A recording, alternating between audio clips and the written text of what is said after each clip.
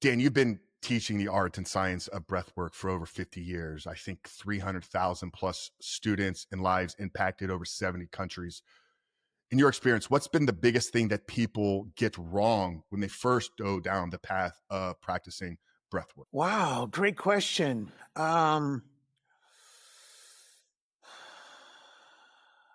They make it more complicated than it is. They think it's more complicated than it actually is. They think they need a lot of skill or expertise to make it work. What do they need to make it work? Consciousness. You need to be able to look at yourself, observe your thoughts, observe your feelings, observe your reactions, pay attention to the words that are coming out of you. Mindfulness, I would say. Mindfulness, awareness, consciousness is required. Is that a scary thing? I mean, it almost sounds too simple to be true. I mean, right? Like we all know that we have self-awareness, right? I think this is what separates us from any other species on the planet is we are aware of self. But I think in today's world, it is a very difficult or scary topic for a lot of people. Yeah, I mean, we put a lot of energy into not feeling, not looking at things that are uncomfortable, not doing things that are scary, but that's the only way we heal. That's the only way we grow. Sometimes healing and growing means looking at things that are uncomfortable and doing things that are scary. But it's like when we talk about consciousness and awareness, we could talk about singing, cooking. Everybody can sing, everybody can cook, but some people raise those things to the level of an art. Same thing with consciousness, same thing of awareness. Everyone has a basic level of awareness, but there's a lot more happening in them than they are paying attention to. There's a lot more happening around us than we are aware of. And that's where breathwork comes in, because the more conscious we become of our breath, the more conscious we become, period. The more aware I am of my breathing habits, my breathing patterns, the more aware I am of everything, my situation, everything. So breath awareness leads to greater body awareness, leads to greater emotional awareness, leads to greater situational awareness. And that's why it's applied in, special forces, Navy SEALs. People wouldn't do this shit if it didn't work. What can somebody begin to, or what should they look at trying to understand about the art of breath work? Like what changes? Everybody knows if they want to optimize their life, health, fitness, nutrition, those are kind of like the standard principles, right? Maybe journaling, gratitude. Today's world is, there's an overabundance of biohacking practices, sauna, red light therapies. People are looking for pills, peptides, and potions. It seems like this breath work thing, it's kind of the last one, but I think in your understanding, it's probably the most important. Like, so what's the level of importance and what can people begin to expect once they start going down this path of practicing breath work? Well, you're not going to veer off your path for very long without noticing and having the ability to come back. You're not going to get hijacked by your emotions as often. And when you do, you'll have a way to come back into self-control. You'll begin to notice things earlier. So, I mean, everybody has done things that when you look back on them a couple of weeks later or whatever, you go, oh boy, what was I thinking? Oh boy. And now you got a mess you got to clean up. But as you get more aware, you notice that sooner. As soon as it comes out of your mouth, you automatically go, oops, uh-oh. And then gradually what happens is you notice it as it's actually happening. So you find yourself literally acting out a habit or a pattern. And at the same time, you're aware that you've been caught up. And then the next step is you catch it when it first arises in you and you avoid it altogether. So breathwork gives us this ability to catch things sooner and sooner and sooner. So when I was in the military, for example, I passed out aspirin. I passed out like cold stuff, stuff to, for the flu. And what I noticed is that if you get these first early little feelings and symptoms, but they're so subtle, you don't do anything about it. And then it builds and builds and builds. And now it's something that's going to take you a few days to recover.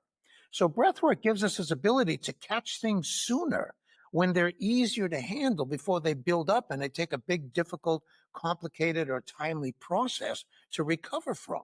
So your resilience increases dramatically and your recovery skills take a real leap upward. So people can expect that. That's what everyone I teach breathwork reports.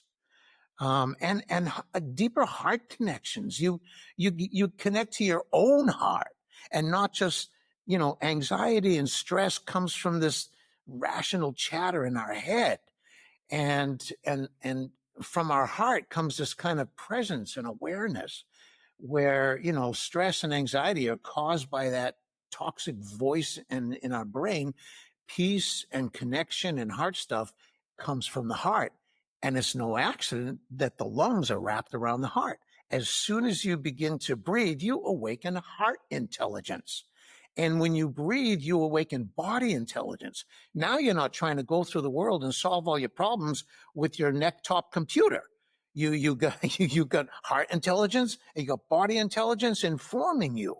And so you make better decisions, you pick up more information, you integrate experiences more fully. So these are things that naturally occur as you get a daily breathwork practice under your belt. Yeah, and I'm really excited to dive in here in a little bit to maybe some of the daily practices, the importance of doing these things when we are calm and controlled. So we build, I don't know if you would call it a skill set. I see things through the lens of skill acquisition so that when those moments of stress, anxiety, we have the ability to regulate. But I want to maybe go back into your story a little bit. I mean, I open it up with, you've been teaching this for over 5 decades. I think you're, one of the world's leading experts, probably doing it longer than almost anybody else on the planet. When did maybe the interest in breath work for you come into life? Yeah. No, really. I was teaching it, practicing it, studying it, breath work before it became a thing. And honestly, I had the original spark came in kindergarten in Catholic school, and the priest would visit all the classes every Friday. And on that day, the nun would leave her perch up at her front desk and she would come around and sit with the kids. And the first time that happened, I was in the back row of the class. She literally came and sat next to me. And it was the first time that suddenly was like, wow, she's one of us. Who is this guy? And there was the pastor, and he's dressed to the max with the robe and the gold trimmed, the red trimmed Bible in his hand, like looks like God as far as a 4-year-old, 5-year-old kid goes. And he talked about the book of Genesis and how God took the dust of the earth and formed the body of man and breathed into the nostrils of man the breath of life, and man became a living soul. I don't know, something about that lit me up. I have very little memory, but I do remember the priest pushing on my shoulders, trying to sit me back in my chair. And I remember the nun tapping me on my head, trying to calm me down. I guess I got too activated, too animated, because why isn't everybody excited about this? The next breath I breathe is literally God breathing into me. So, my little child imagination, something sparked. And then almost everything that occurred in my life, I got the wind knocked out of me in school more times than anybody has a right to. My first job was an X-ray technician. I'm literally taking X-rays of people's lungs. I learned CPR. I resuscitated somebody. I got a chance to see the magic and the miracle of sharing your breath with another person. You come upon them, they're clinically dead, pupils fixed and dilated, and you blow into them and they blink and wake up. Oh my God, who wouldn't want to do that every day? And when you love what you do, the universe gives you opportunities to do it. And so I'd be at the beach, somebody drowns. I'm in a restaurant, somebody chokes on food. I'm on an airplane, somebody has a heart attack. I started thinking maybe I'm bad luck, but stay away from me, because people were dropping like flies around me because I loved resuscitating them. And then I went into the military, and guess what I did? I did deep sea diving. I practiced breath holding. I did underwater rescue. And so it was like the breath just, I couldn't escape it. It just kept popping up everywhere, and no matter where I looked. And so I gave up getting a regular job, and I just dug deeper into breath work. And yeah, you mentioned it. I've been to 75 countries. I trained over 300,000 people. And if ever anyone, if I heard that someone knew anything about the breath or was teaching it, I made it my life, my job to find that person, breathe down their neck, or kiss their feet until they kicked me out. And then I moved on to another flower, like a bee gathering pollen. And it was just my passion. I'm a missionary for the breath. And as I was absorbing skills and abilities and techniques and knowledge, I started attracting other people. And without planning it, I ended up in the breathing business. I, I love that, man. And it's such a beautiful scripture in Genesis, something I've spent so much time in, um, understanding what that story is trying to reveal and tell to us. And I think it's later on in Job, there's a line, the Spirit of God has made me, and it's the breath of the Almighty that gives me life. There's such beautiful poetry,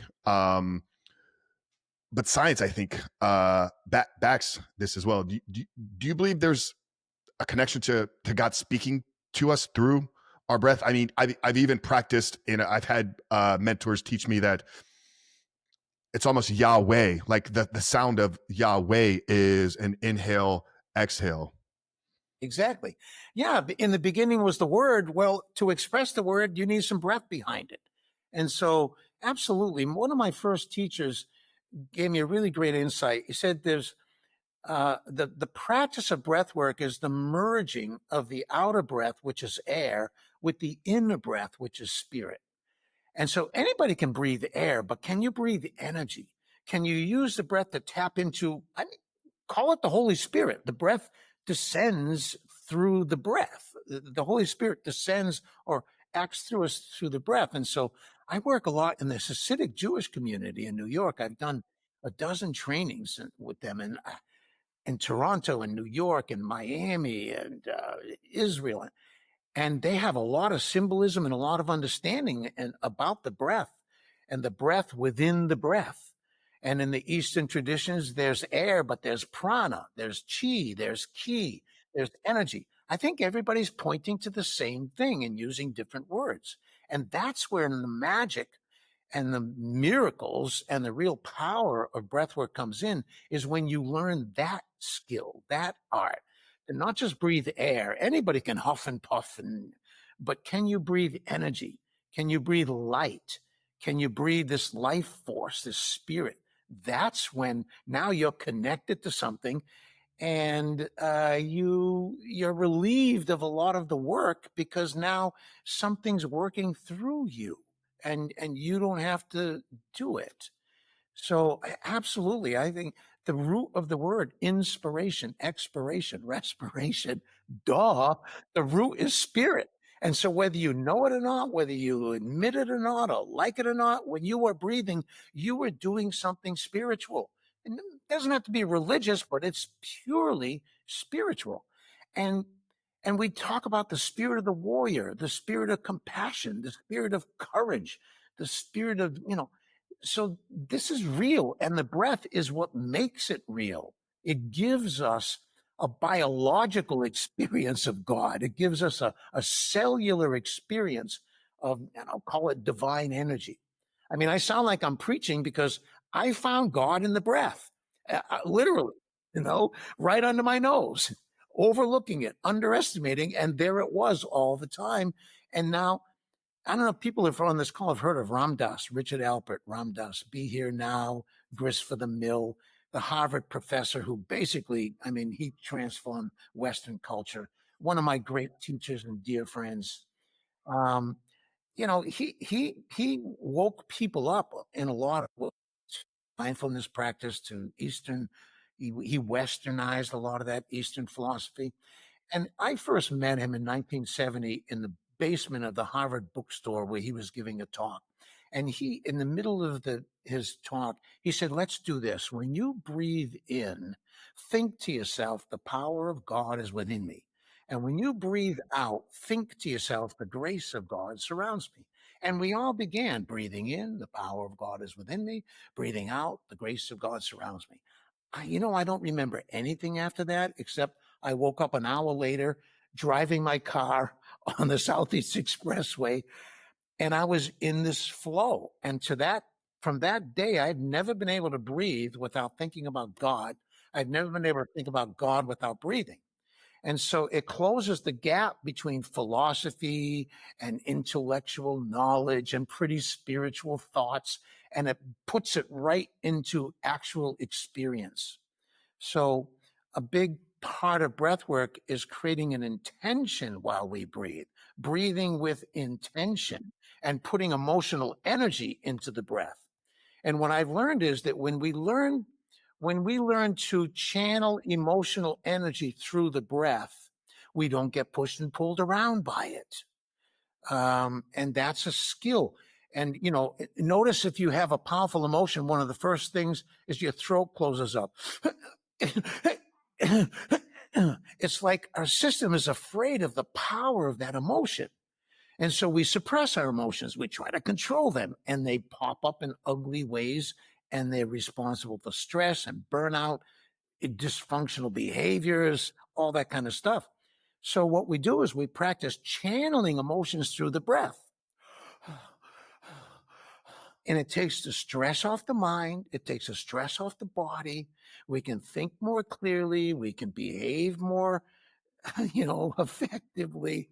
And so breath work, it puts a power back in our hands. And it's not only personal power, it's a greater power, I believe. I love that. I've shared this story in the past, but I found God 7 years ago, October 22nd, coming up. Literally, it's been almost exactly 2 years. It'll be 7 years, 2 days from now. So October 22nd, 2018. I was 35 at the time, and I had chased all the worldly pleasures, success, money, pornography, drugs, alcohol, sex, you name it. I checked the box, and I was really good at a lot of it. And I got to a point where I was at the top of the mountain, but the bottom of hell is what it felt like. It was a complete empty, shallow of a man, and just utter darkness. And giving my life to God really began to open me up to a lot of what you're speaking to here. It wasn't just read these scriptures; it was connect to this spirit, this power that's beyond you. And about 4 months later, I ended up shattering my hand. I was still dealing with rage and outbursts. I ended up putting my hand through a wall, and I shattered every metacarpal in my hand. Like, my hand was triple the size when I pulled it out of the wall. And I remember sitting in the emergency room as I was waiting to get back. All I focused on was breathing. I called it a prayer meditation. I was trying to hear God's voice speak to me, but I was doing it through my breath. And when they took me back to the room, as they're taking all of my vital measurements, like blood pressure, heart rate, the nurse was shocked that my heart rate was like 48.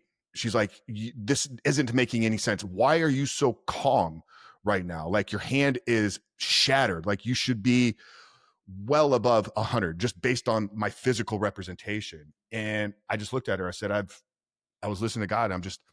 I'm at peace, but it was all done through my breath. So I'm fully aligned with what you're speaking to here. The peace that comes into your life through the practicing of this breath work and connecting to something that is beyond us, and oftentimes hard to articulate if you haven't experienced it. So I love what you're sharing. It's one of those things that if you've had the experience, no words, no words are enough. If someone hasn't had the experience, there are no words enough. But if someone has had the experience, it's like no words are necessary. It's like you just get it. And what you were talking about, all of those things, money and sex and drugs and rock, the impulse underneath that is very pure. That's actually a pure impulse. It's just being reacted to like caricatures, and It's like I tell a child, hey, we're going to go fly a plane. And the kid jumps in the plane and starts flying. Whoa, whoa, whoa, whoa, whoa. Wait, wait, wait, wait. First, let's learn how to fly. So that's a good thing. I mean, I really believe that the people who are seeking drugs and pornography and everything, underneath that is a very pure impulse. We just need to open and expand. Don't rush ahead. Don't react, because the body mind system reacts before you actually even experience something fully. The body and mind system is already reacting. It's already trying to put two and two together, and it doesn't even know what a two is yet. And so that what you were doing when you turn your attention to the breath, you kind of unplug that chatter in the mind, and you soothe the body. So now the body mind system isn't pushing and pulling on you. And in that space of stillness and silence and presence, that's when you hear the voice of spirit. You can't hear it if your mind is like immediately talking to you and your body is actually automatically reacting. There's no space for the quiet voice of spirit to be heard. And so breathing creates that space, and you don't have to look for it. It just emerges from, like, when clouds lift, the sun is there, you know? When the sun melts on the top of a mountain peak, the mountain peak is there. You don't have to dig, you don't have to look. There's something natural that takes place. And breathing kind of connects us to something, a natural flow, not a reactionary flow. And I think most people have learned to run on adrenalized energy, and they're not running on genuine energy.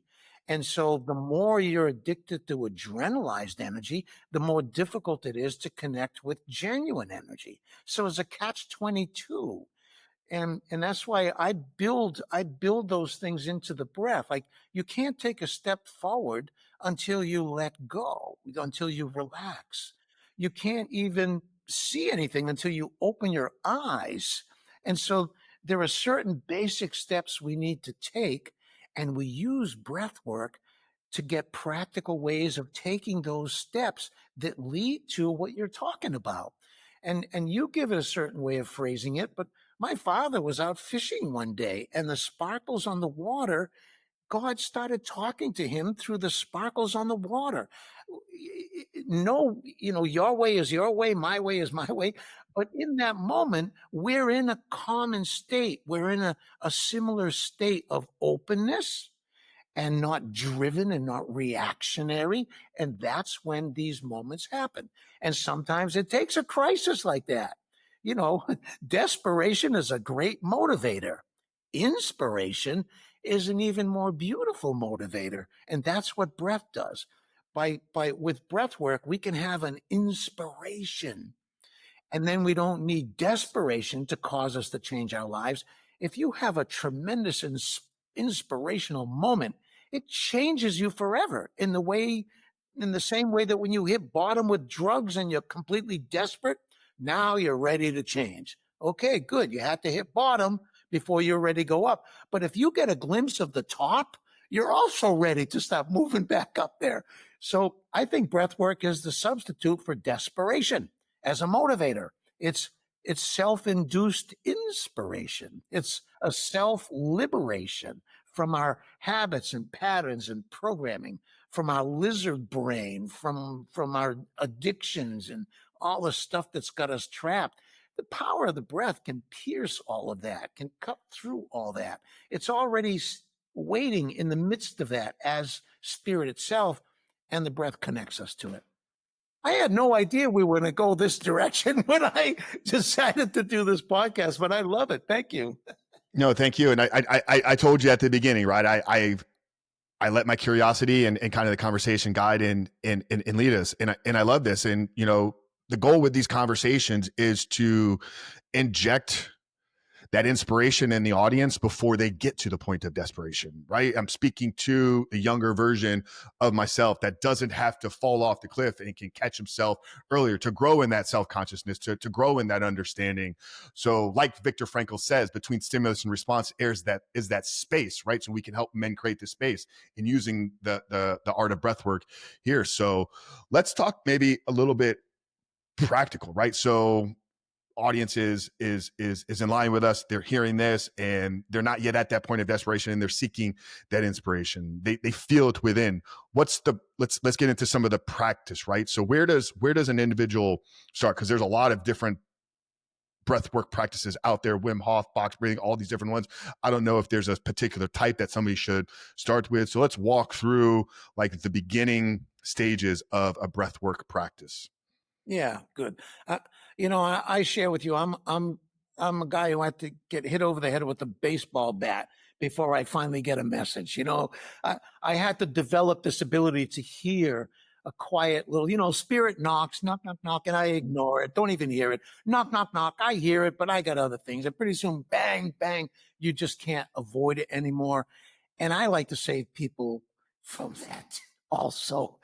Uh, so everything starts with awareness and a greater awareness, a higher awareness. And so the first step is to have this intention to open and expand. You're opening your mind. You're getting out of your own little narrow thinking. You're breaking out of your habits and patterns. So literally, you take a long inhale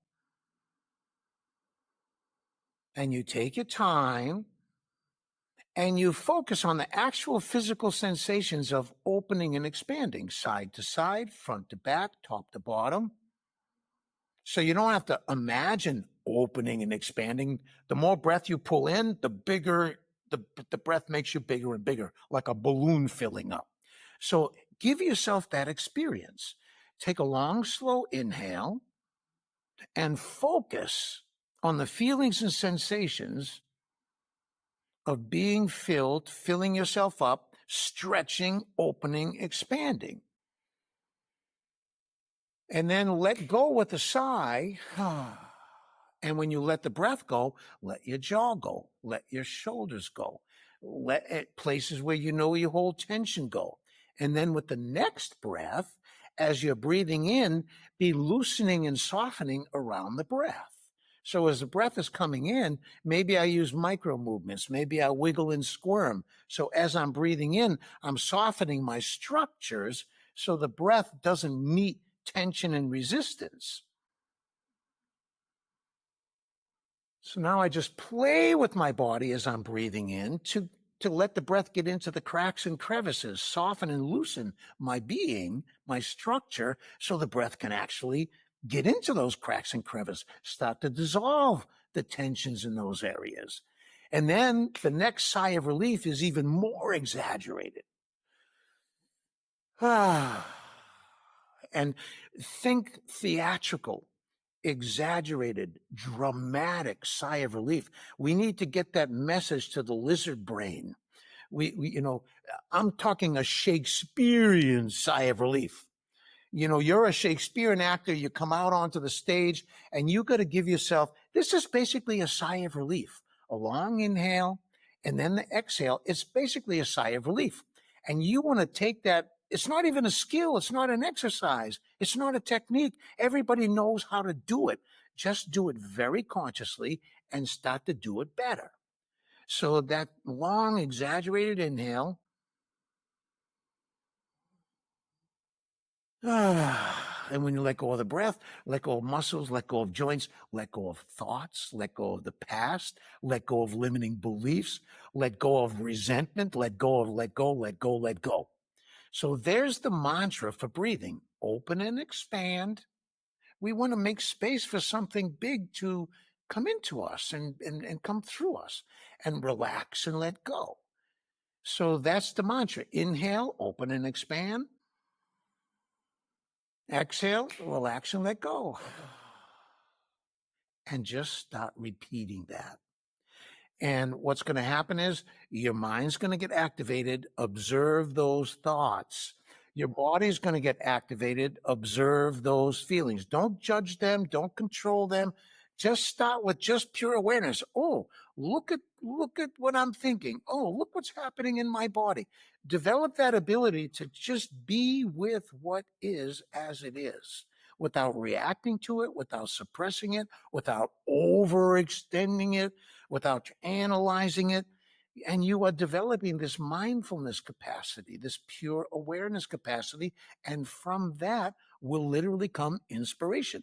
You'll hear your own voice of God from within. You'll have a high thought. You'll have a clear insight. It just happens if you just keep opening and expanding, relaxing and letting go. Open and expand, relaxing and letting go. No more instructions than that are necessary. But if I was going to coach someone, I'd be watching and noticing things that probably they're not paying attention to, and I would start to improve the technique, let's call it, right? But that's enough. That's where you start. And what does it mean to open and expand? Open and expand to higher intelligence. Get out of the little narrow, limited box and habits that you have. You build that in. What am I opening and expanding to? More health, more intelligence, more wisdom, more courage, more strength. Your own intuition will start to give you what it is that you know you need to open to and expand to. Somebody's telling you something and you're just not letting it in. Maybe if you open and expand, you can actually let it in. And then the relax and let go. What do I need to let go of? Certain habits, certain thoughts, certain beliefs, certain behaviors, certain patterns. And the whole thing just naturally starts to take place if you just use a sigh of relief and just start to make it juicier, more intentional, thicker, bigger, more powerful, and no more instructions are needed until you get to the point where, hey, somebody like me could say, I notice that when you're breathing, you're creasing your forehead. Relax your forehead when you breathe. Or I notice yourself tensing your jaw. Relax your jaw. Sometimes we're not aware, and somebody just observing us, it's obvious to them, and we're oblivious to it. It takes an external awareness to point something out to us. And that's when a good coach comes in handy. But we need to start to work on ourselves. Even before you even have a coach, you got to get yourself into the game. And then you start looking for a coach. I think a lot of people struggle with sleep. I know a lot of the audience here, and I just think in general, everybody's wired on their phones, overstimulated, watching TikToks, Instagram, YouTube till 10:30, 11, then trying to shut down, oftentimes scrolling while they're still laying in bed. A practice I started doing about 5 years ago is leaving my phone outside of my bedroom. But when I lie there in a dark room, if I'm having trouble with intrusive thoughts or my brain is not shutting down, I'll use breath work. And I'll do very similar to what you just described there, feeling the breath coming in, but then feeling it go throughout the body. And I don't know why I picked this up, but I was like, I want to feel this breath till it gets all the way to the bottom of my toes. And I don't know if it's going all the way down there, but I'm trying to internalize the feeling of taking the breath in through my nose, it reaching my fingertips, it going down my legs, it reaching the bottom of my feet. And if I focus in on it, I can almost, and once again, I don't know if it's actually happening. I don't know how breath works in the body, if it's actually getting to the bottom of my feet, but I can begin to internalize that feeling almost as if it's calming my nervous system. It's calming and shutting off my mind because I'm so focused on that one thing. And I can tell you, Dan, it's like when I started doing this, it's like 5 breaths and I'm asleep almost every single. I was like, I'm going to do 10 of these, and I don't know if I've ever made it to 10 because it's just so relaxing. What is happening there in the brain? You've talked about breathing, getting us out of the reptilian brain. What's happening in our brain and our nervous system when we're really begin to internalize and focus in on this internal breathing that you're describing here? Yeah, I call that infusing every cell. It's a practice. It's one of the lessons in my course. We need to begin to practice infusing every cell with breath energy. And that's exactly what you're describing. And that's a principle in Sistema, Russian martial arts. That's also used. Ilse Middendorf was a very famous dance teacher. She was teaching dance in Los Angeles at 95 years old. The lady's still dancing and teaching. And that was one of her principles. So when principles like this show up in unrelated fields and skills, that saves us a lot of time and a lot of energy. We've identified a principle. So you just described this principle of infusing every cell. Now, yes, you start to actually experience it. And even if you only imagine it and visualize it, it's just as powerful because There are three levels to breathing, just on the physiological level, on the body level. There's getting the air in and out of the lungs from the world, right? If that's all we did, we couldn't survive. That's not enough. The second level is that air, that's the breath that's in the lungs, needs to get into the blood, and the blood is carrying the stale air. That's the second level, the exchange of air, not from the world to the lungs, but from the lungs to the blood. That's the second, deeper level of breathing. But genuine respiration occurs on the cellular level. That's when the breath leaves the blood and goes into the tissues and the organs of the body. That's where genuine respiration takes place. And yes, we can tune into that experience. It's happening all the time. That's where mindfulness and awareness and meditative awareness comes in. We can start to actually experience that. And that causes us to double down on our practice. We get better at it because now I can actually feel it and not just imagine it. And so that's beautiful. And it only, once you get to that level, it just takes a few breaths and you've totally changed your state. You've gone from, like sluggish to energized, or hyper to calm. The same breath is a regulator. You can regulate, up-regulate, or down-regulate. And so once you master your breath or develop some skills with breath, you can immediately start doing some things. You can, we have a pharmacy in our head, and the breath triggers whatever chemicals are needed to do whatever the body needs. And we can start to drop other drugs and substances because now we're awakening the natural chemical factory in our brain. I love that, a pharmacy in our minds. I'm so aligned with that belief, and it's the things that we are chasing oftentimes in the world: porn, sex, drugs, like to get these feelings. Like, no, you can induce those same chemicals in much healthier doses. What are your thoughts on pairing breath with other practices, things like ice work, cold plunging, sauna practices? How are they used, and what are the benefits of that? I call my path breath mastery because I realize that if I master my breath on the way, I have to master my body, I have to master my mind, and I have to master my emotions. I cannot master my breath without mastering my mind, body, and emotions. And I cannot master my mind, body, and emotions without mastering my breath.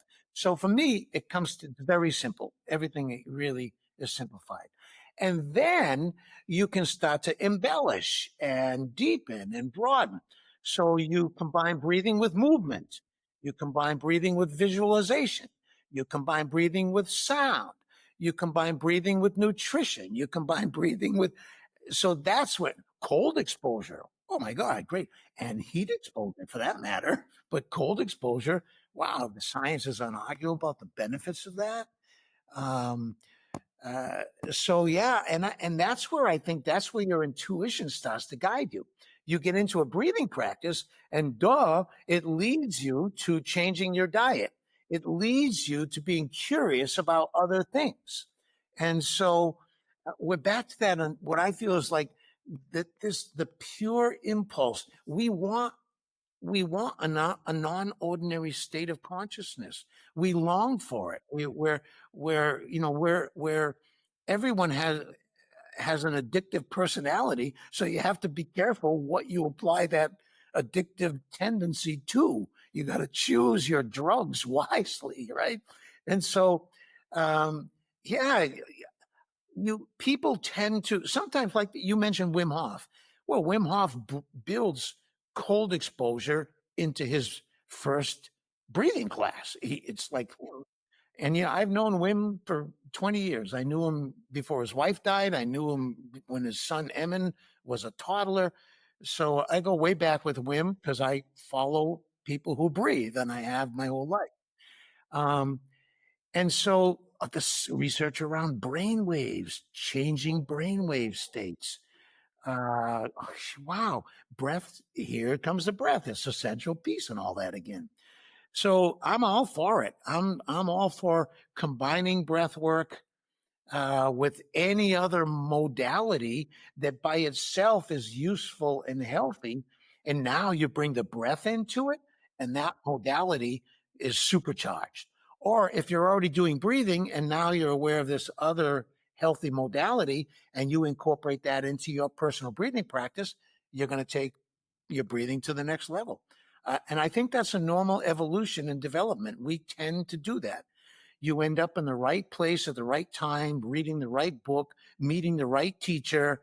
And it's all because you're gradually getting more and more into the flow. And you're not coming from stress and struggle, you're coming from presence and flow. And everything lines up more naturally. Uh, you end up in the right place at the right time.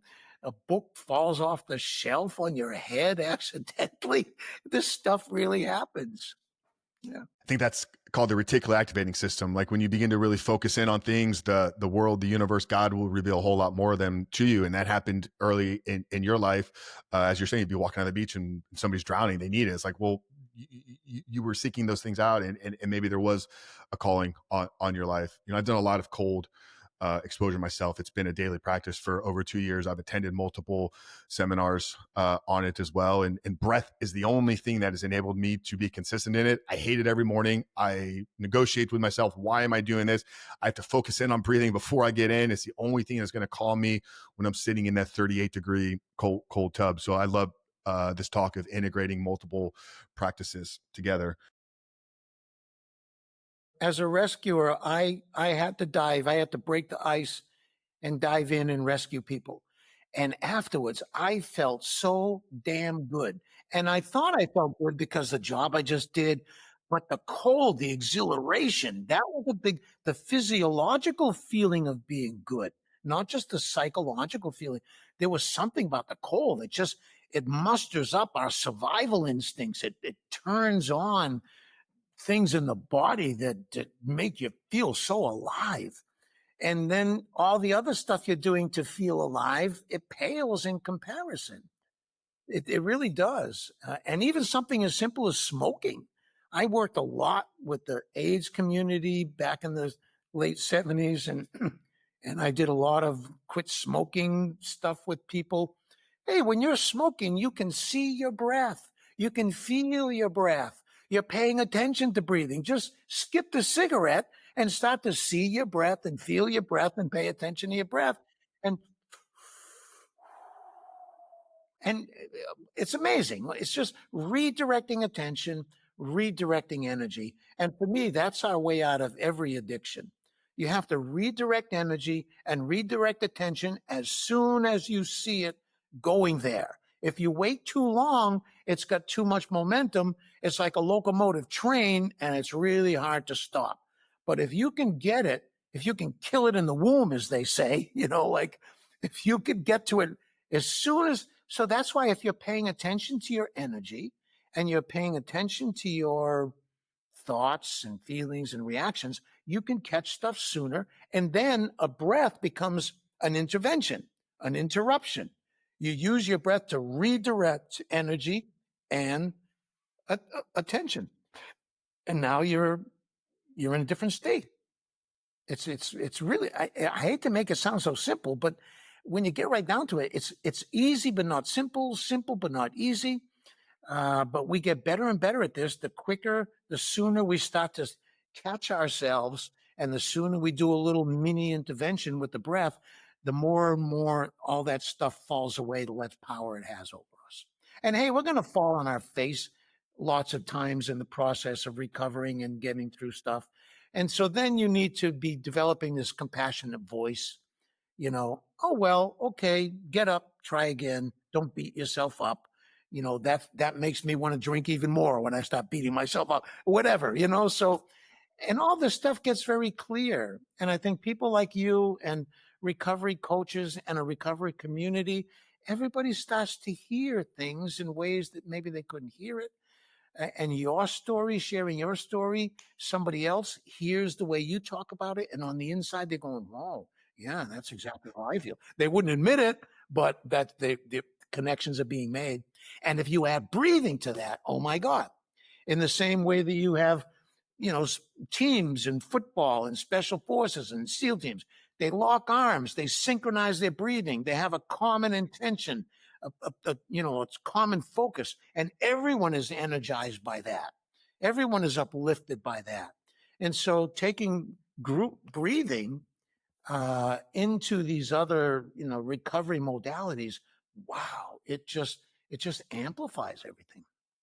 Yeah, and we're gonna point people to your book and to your breath mastery site because I know you have some courses and some introductory stuff for people out there. I love that you talked about the community aspect. Everybody has probably at some point has felt when their nervous system is aligned with another person, maybe a single individual or a group of people, that synchronicity that it creates.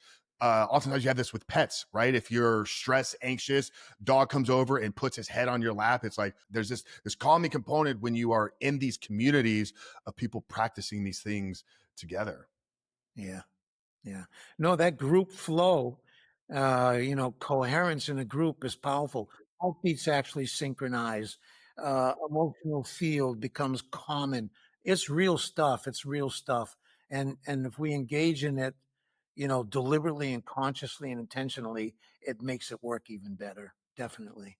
I was in a breathing seminar. This was almost a year ago. It was November. We were out in the Scottsdale area. We did like a 2 hour Wim Hof. It was introductory. They were teaching, and then they brought the gong out and they took us through multiple phases. And then we did a cold plunge as a group together after that. One thing that was interesting to me is both my experience and a lot of people within the group. There's about 30 of us that sat in this room. Is the breath paired with the gong took some of us into what could only be described as a psychedelic type of experience. Can you speak on what is happening and how can somebody use breath to ignite different states of consciousness, almost described as psychedelic? Yep. Oh, no, that's Stanislav Grof, who developed holotropic breathwork. He did the early research in LSD in psychiatry, and then they couldn't duplicate studies. Everybody has such unique experiences, and it became illegal and it wasn't used. And so he realized that through the breath, you could trigger all these same psychedelic states through controlled breathing practices. So, oh yeah, it's direct. People who are doing ayahuasca and plant medicines, which has become super popular around here. Everybody who's ever had a breathing session after they've done one of those plant medicines or psychedelic or drug sessions, they get up and they go, "Wow, I took a lot of drugs to feel like this. This is just like when I was on LSD, or this is just like when I was doing ayahuasca.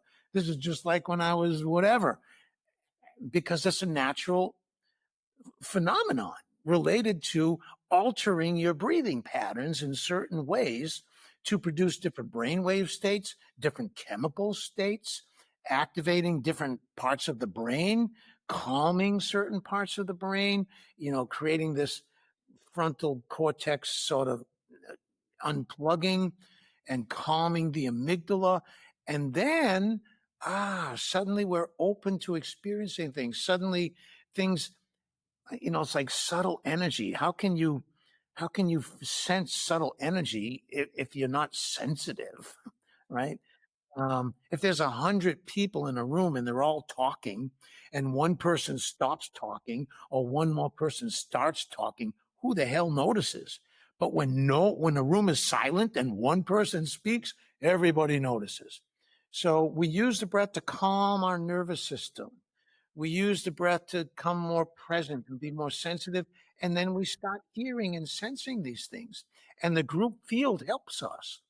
People who have the same intention, they make it easier for us to achieve things because we're getting this energetic support. And in any group, we personally responsible. We're either lifting the group up or we're driving the group down. And that's an individual responsibility. And in this way, the individual energy and the group energy become this beautiful natural mix, and everyone is up leveled in the process. I love that.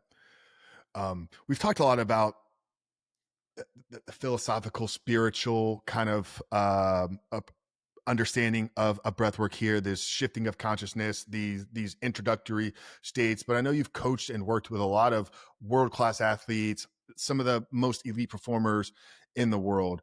How are the people at the top using breath to prepare, recover, and perform at a world class level? Yeah. They are more conscious of their breath than the average person, without exception. They're just more aware of their breath when it changes, when they're holding their breath, when they're over breathing, when breath shifts from their chest to their belly. Every one percenter, I don't care what field it's in, finance, sports, music, medicine, they are literally more aware of their breath than the average person. They're more conscious of their breathing. And I made this one of my projects in life. I met a surgeon in 1969 when they were just developing hip pins, hip nailing. I was an X-ray technician, and this was the first. They were implanting steel pins in hips, and it was new. And this surgeon was traveling around the U.S. working for the company who manufactured the pins, training all these other surgeons to do this surgery. And when he came to my hospital, I was the X-ray technician, so I would get called up to the OR and take an X-ray to see the position of the pin. So I got a chance to hang around with this guy every day for several weeks. And he had this charisma. He had this elegance. He had this grace. He had this confidence. And it was in how he moved and how he talked and how he worked. It was palpable sense of charisma in him. And when I looked at his breathing, that's how I would describe it: elegant, gorgeous, smooth. So it just like went da da. This guy is this way because this is the pattern of his breathing. And so I need to start to put some beautiful, powerful patterns into my breathing so I can become beautiful and powerful in whatever way I'm meant to be that way. So I forgot the question. No, it was high performers using it. I mean, I think you nailed it. They're more aware. They're not more calm and relaxed because they're at the top. They're at the top because they've learned to be calm, aware, and relaxed. So that's the first. They are more aware of their breath. They're more conscious of their breathing. Second is they actually engage in a breathing practice. Maybe they take one breath. Maybe I started after that. I tried to find one percenters in every field I could. And I never met anybody who was at 1% level who didn't do that. And I thought I met somebody. His name was Rizvi. He's a big hedge fund guy in West Palm Beach, Palm Beach. And I was invited to a party when my book was launched. And the Gypsy All Stars were there performing privately for him and his party. And my publicist was there. And I cornered him and I asked him, I said, hey, do you practice breath work? He goes, no, I don't give that any thought.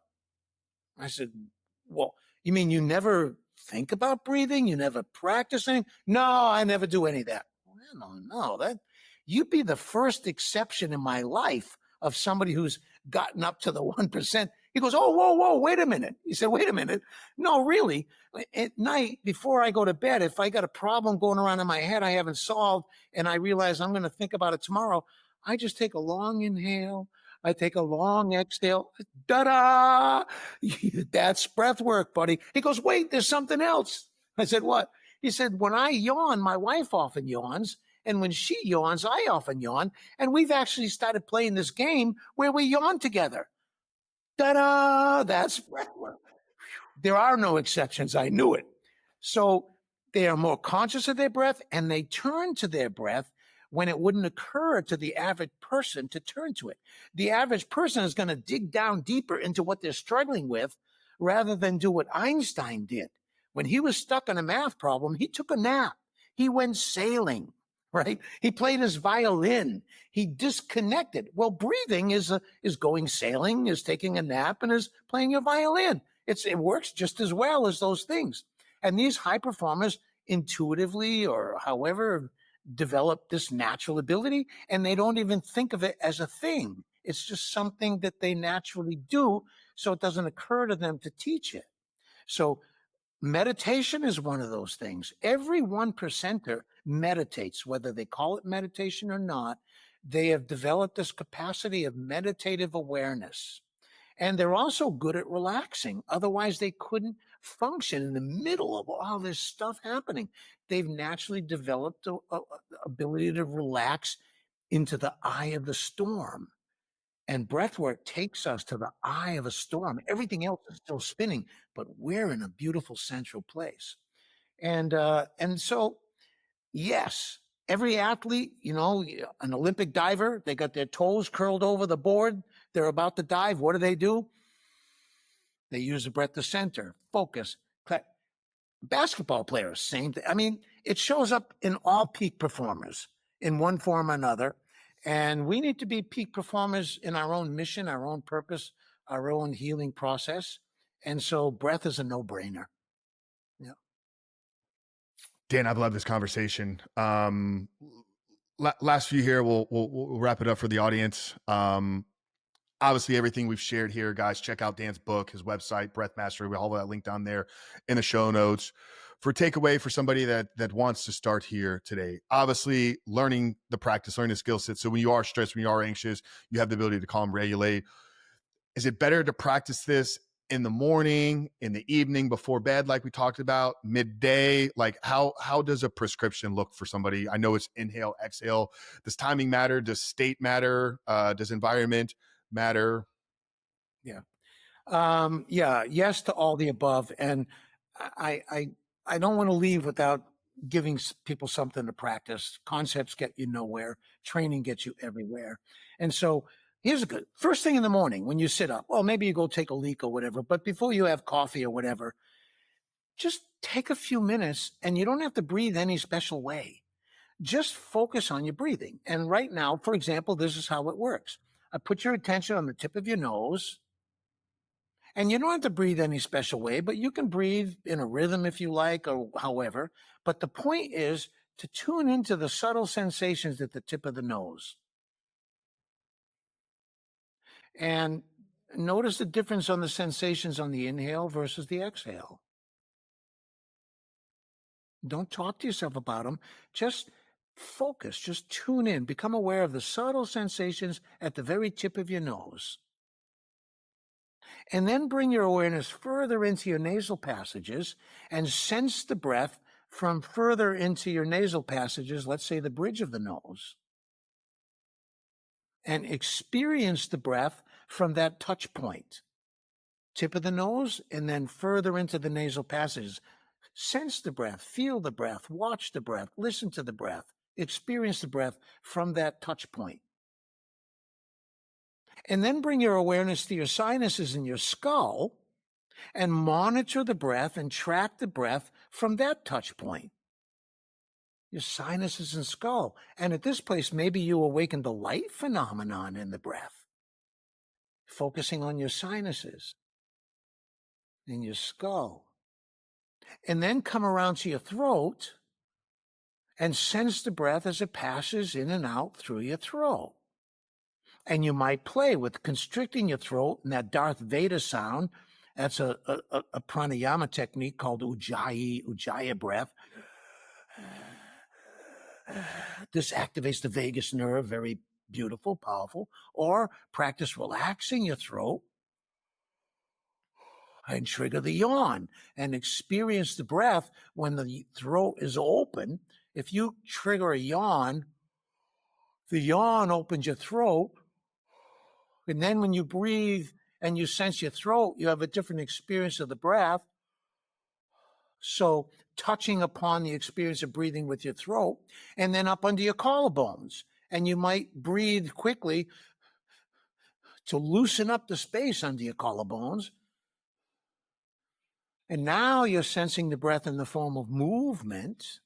And then you follow the breath deeper into your heart space, center of your chest. And as soon as you bring your attention to the center of your chest, you should notice the breath wanting to open and expand. You just went through a bottleneck, and now the breath itself says, oh yeah, I got room. And you should notice yourself taking a bigger breath. Experience that breath. Enjoy the sensations of expansion, side to side, front to back, top to bottom. What we're doing is meditating on the breath. And then you go to your upper abdomen or your lower ribs and you feel the side to side expansion. You might even put your hands on your sides of your ribs and then feel that side to side expansion. And then follow the breath all the way down to the floor of the pelvis.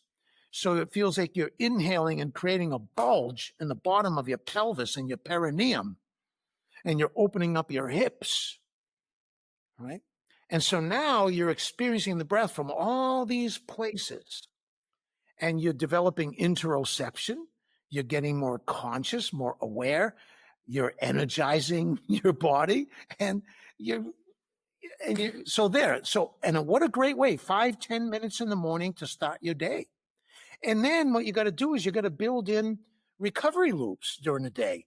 You stop for an hour and just take 2 or 3 minutes, just 2 or 3 sighs of relief. That's it. And then go back to what you're doing.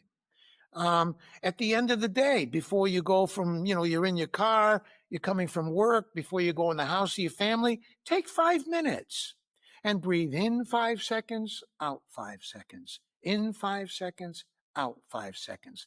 That's called coherent breathing. The heart math people are big leaders in that movement.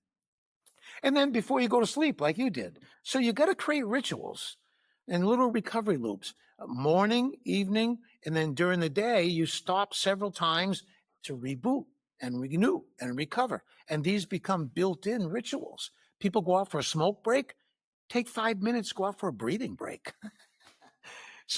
And that's how simple the practice can be.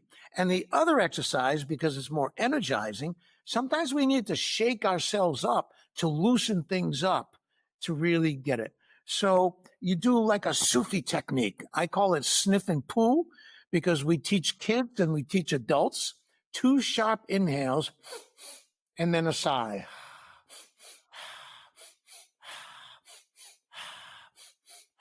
This is going to energize you.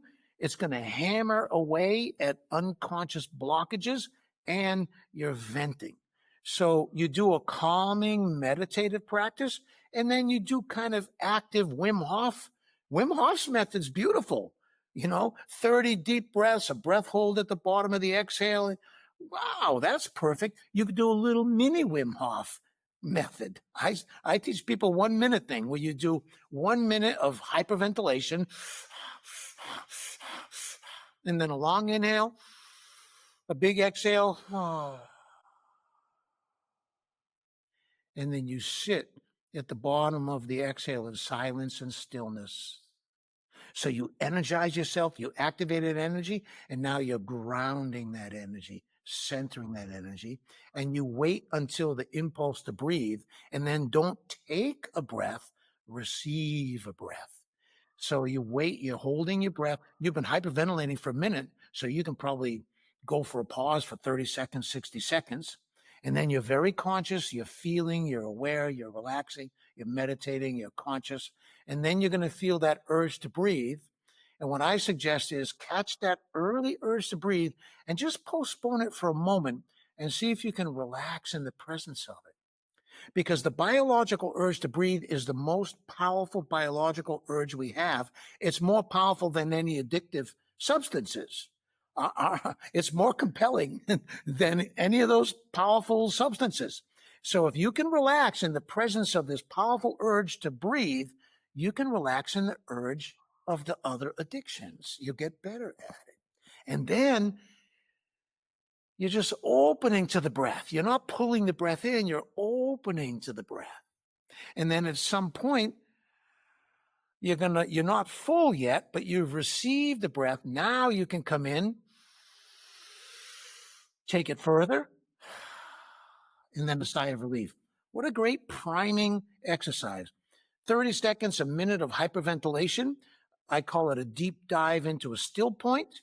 Receive the inhale, get on top of it and take it all the way full. One more exhale, and then go back to what you were doing. You'll be centered, you'll be energized, you'll be calmed, and it's magic.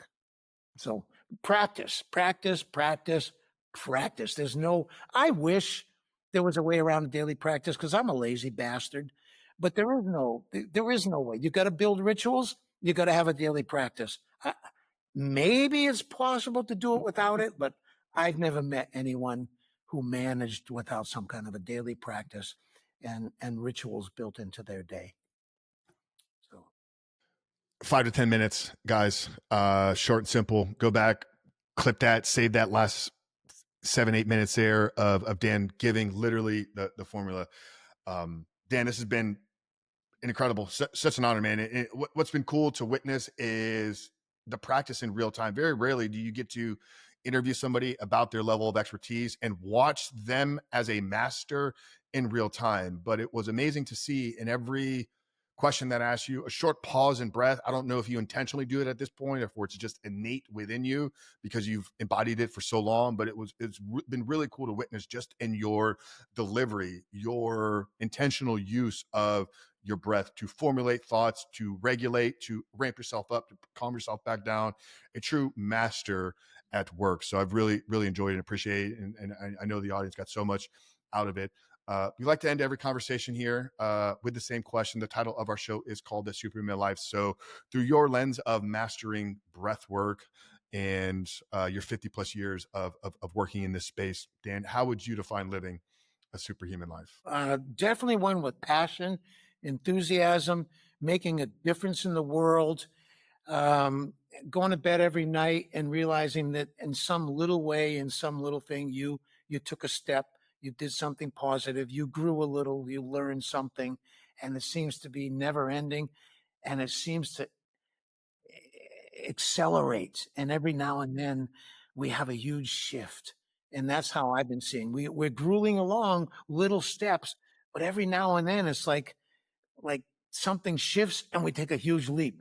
And now we got to ground ourselves on the next level and start the step by step again.